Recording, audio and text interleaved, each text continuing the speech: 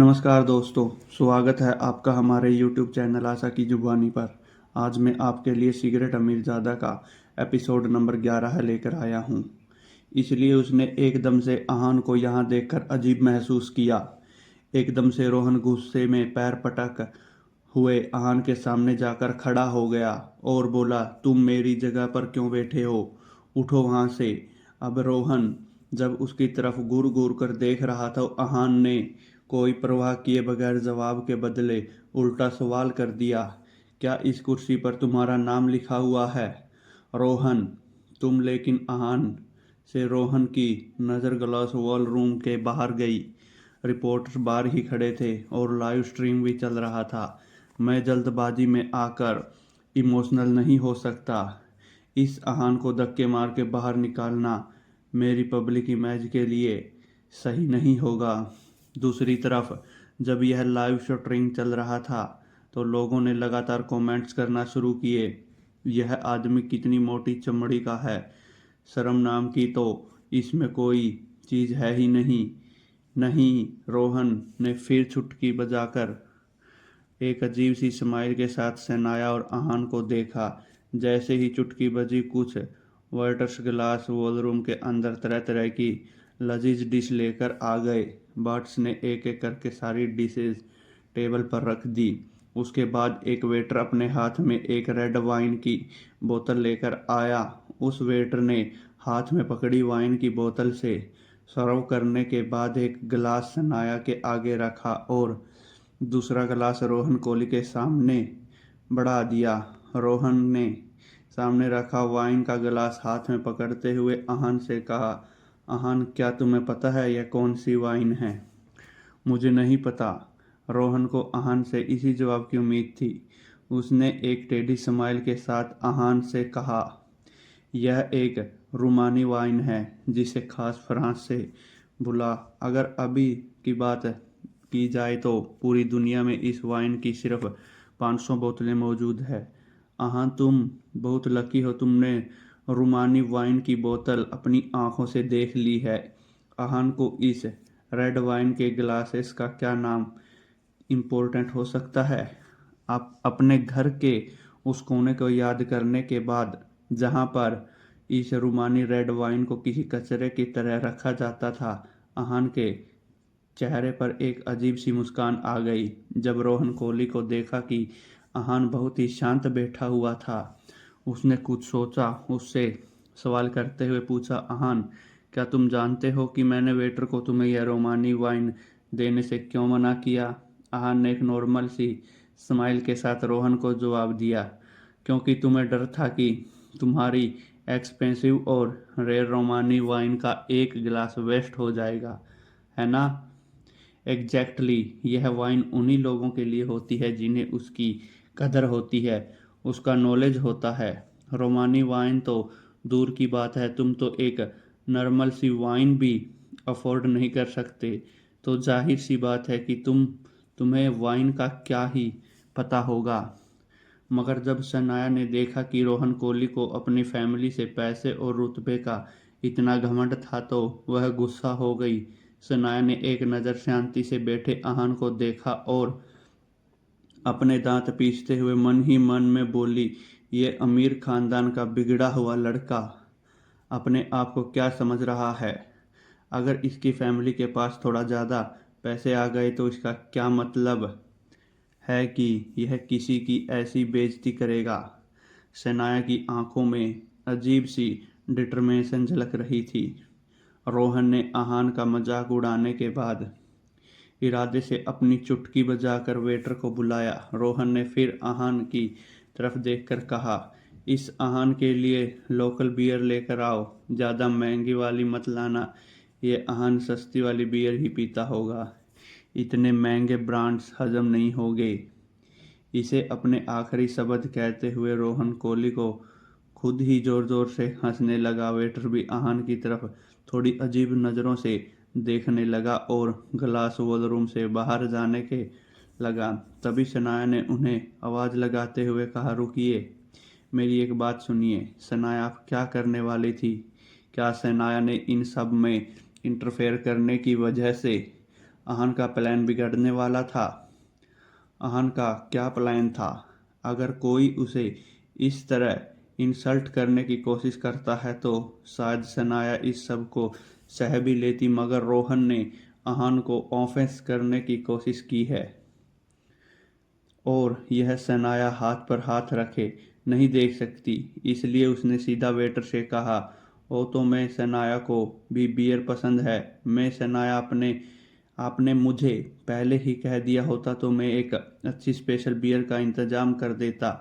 रोहन कोहली ने वेटर को बियर लाने के कहा। वैसे तो बहुत गुस्सा था वो, इरिटेड में भी, लेकिन वह मीडिया के सामने यह सब बिगड़ने देना नहीं चाहता था। क्या मिसेस यामिनी गिल ने यह नहीं कहा था कि सनाया एक अच्छे लाइफ पार्टनर के इंतजार में है और वाहनों के साथ बिल्कुल भी खुश नहीं है? अब क्या हो गया? हाँ, इन दोनों को देखकर तो ऐसा लग रहा है कि सनाया और अहान की रोमांटिक डिनर डेट पर मैं कबाब में हड्डी बनकर आया हूँ। रोहन के प्लान के मुताबिक अब सनाया को तो उसे इम्प्रेस हो जाना चाहिए था, मगर इम्प्रेस होना तो दूर की बात थी। सनाया ने अब तक रोहन कोहली से सीधे मुंह बात भी नहीं की थी। पूरी शिमला में जिस रोमांटिक डिनर डेट का अरेंजमेंट कोई भी नहीं कर सकता था, उस डिनर डेट का रोहन ने इंतजाम किया था। दुनिया की बेहतरीन और ख़ास वाइन भी मंगाई गई थी और इतना ही नहीं, उसने तो काफ़ी फेमस सिंगर को भी बुलाया था। सनाया, मैंने आपकी मोम मिसेस यामिनी गिल से तो यह सुना था कि आपको पियानो में बहुत दिलचस्पी है। क्योंकि सनाया के पास दूसरा चारा नहीं था तो उसने बेमन से कहा दिया, ऐसा है कि मिस सनाया, मुझे भी पियानो और म्यूजिक बहुत पसंद है। मुझे तो पियानो का इतना शौक है कि बचपन से ही पियानो बजाना सीखते आया हूँ। कॉलेज के वैक्सेस और मैं तो पियानो के बारे और डिटेल सीखने के लिए यूरोप भी चला गया था। अब मैं अपनी तारीफ अपने मुंह से करूं तो अच्छा नहीं लगेगा। क्या यह है रोहन कोहली अपने ऊपर किताब कर रहा है? क्या क्या मैंने तो उसे पियानो लर्निंग हिस्ट्री के बारे में पूछा भी था। कब से अकेले ही बक बक कर रहा है। हमें खुद की तारीफ बिल्कुल भी नहीं करना चाहिए। इसलिए मिस सनाया, क्या क्यों ना खुद ही पियानो बजाकर आपको अपने टैलेंट की झलक दिखा सकूं। जैसे ही सनाया ने रोहन कोहली को कही ये बात सुनी, उस बेचारी को बोलती बंद हो गई। बहुत देर तक सनाया ने उससे कुछ नहीं कहा तो रोहन ने उसके जवाब को हाँ में कंसिडर कर दिया और सनाया को कुछ कहने का मौका दिए बगैर ही अपनी जगह से उठ खड़ा हुआ और जाकर ग्लास वॉलरूम में बीचों बीच खड़े हुए पियानो के सामने रखी चेयर पर जाकर बैठ गया। इस वक्त रोहन एक बहुत ही फेमस म्यूजिशियन बेथोवन के कंपोज की हुई धुन बजा रहा था। उस धुन का नाम था लाइसस लाइसस। दुनिया के सबसे फेमस और पसंदीदा मेलोडी में से एक मानी जाती है। भले ही रोहन उस धुन को बजाने में ज़्यादा परफेक्ट नहीं था, लेकिन फिर भी वह जैसा भी था बहुत अच्छे से बजा रहा था। मुझे तो लगा था कि रोहन कोहली कोई बहाना बनाकर मेरा दिल जीतना चाहता है और यह सब सिर्फ मुझे इम्प्रेस करने के लिए, फिर अहान को नीचा दिखाने के लिए किया होगा। लेकिन मानना पड़ेगा, रोहन सच में बहुत अच्छा पियानो बजा लेता है। थोड़ी ही देर में रोहन ने पूरी धुन बजा ली और ना के आगे से हट गया। मिशन आया क्या? आपको मेरी हुई बदेविन की धुन पसंद आई?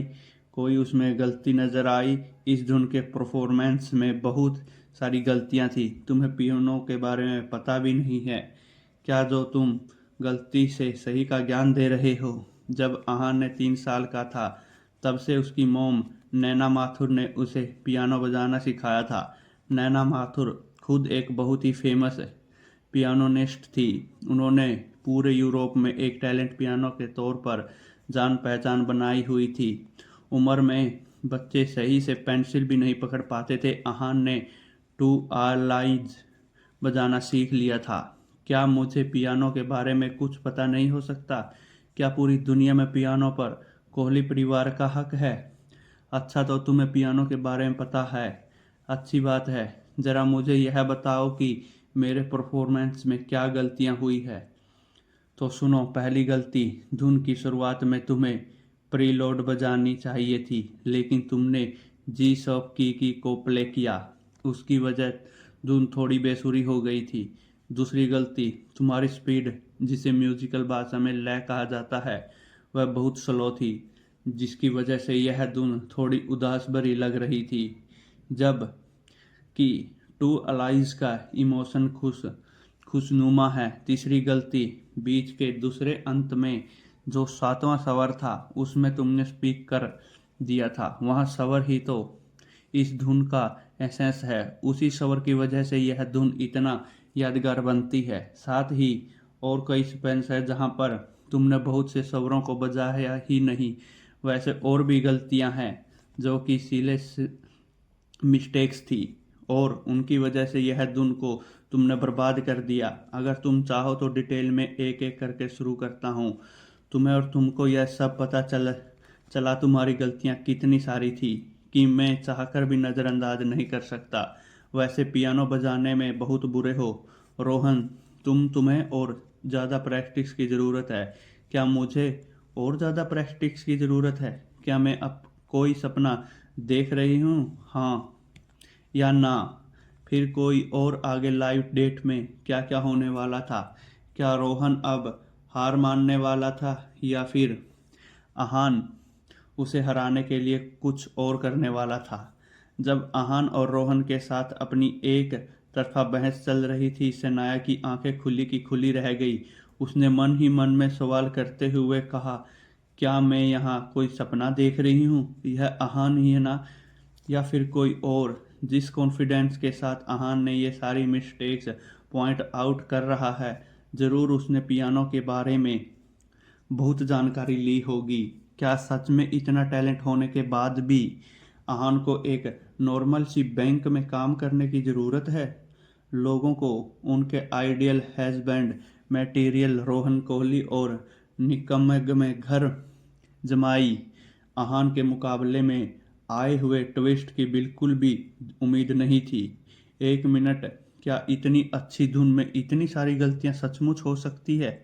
कहीं रिपोर्टर्स कैमरा शुरू करने से पहले तो सो नहीं गए? मुझे लगता है कि यह जरूर आहान की कोई चाल होगी, और नहीं तो क्या, जरूर यह आहान अपने आप को ज़्यादा ही समझदार मानने लगा है। वह तो इस हद तक पहुंच गया कि मेरे ही रोहन को गलत कर रहा है। अब जब आहान ने इस मुकाबले में अपनी थोड़ी सी जगह बनाई थी, तो अब तक खामोश बैठे हुए स्पोर्ट्स भी मैदान में उतर आए। कुछ लोगों ने आहान की तरफदारी करते हुए कमेंट सेक्शन में लिखा, ओ माय गॉड, मैं जानती थी कि आहान में कोई खास बात है। वो ऐसा इतना चार्मिंग नहीं है। क्या आप सबने देख लिया है कि हमारे आहान ने कैसे आपके उस बिगड़े नवाबजादे को उसकी गलतियों का गिनाई हुई है? वैसे भी शुरुआत में मैंने देखा कि सनाया खुद आहान के साथ ग्लोस वॉल रूम के अंदर दाखिल हुई। मैं कह रही हूँ वह दोनों बेस्ट कपल है। बीच में ही यह रोहन कोहली आया हुआ है। लोगों ने कमेंट से अनजान जब रोहन ने कुछ सोचा, वह एक नतीजे पर पहुंचे। गुस्से से आग बबूला होते हुए रोहन कोहली ने आहान से कहा, आहान तुम कह रहे हो कि मुझे और प्रैक्टिस की ज़रूरत है, और तुम्हारा क्या? ज़रा अपने आप को ही बताओ, तुम किस लेवल पर हो? मेरी लेवल तुमसे 10 गुना ज़्यादा बेहतर है। और ऊपर से रोहन अच्छा तो, मगर ऐसी बातें तो साबित करो कि तुम मुझसे 10 गुना ज़्यादा बेहतर हो। पियानो यही है, जाओ कुछ प्ले करके दिखाओ, ताकि मुझे बाकी सबको भी तुम्हारे बेहतर होने पर यकीन हो। रोहन, क्या तुम सचमुच चाहते हो कि मैं पियानो बजाऊं? रोहन ने हाँ अपना सिर हिला दिया। आहान ने फिर पियानो की तरफ अपने कदम बढ़ा दिए और फिर ठीक पूरी तरह तमन्ना से पूरी करते हुए कहा, तुम्हारी पूरी तमन्ना कर ही देता हूँ। धन्यवाद। अगर आपको यह एपिसोड अच्छा लगा है तो हमारे चैनल आशा की जुबानी को लाइक करें, शेयर करें और सब्सक्राइब करना ना भूलें। धन्यवाद और अगले एपिसोड के लिए बने रहिए हमारे चैनल पर। धन्यवाद।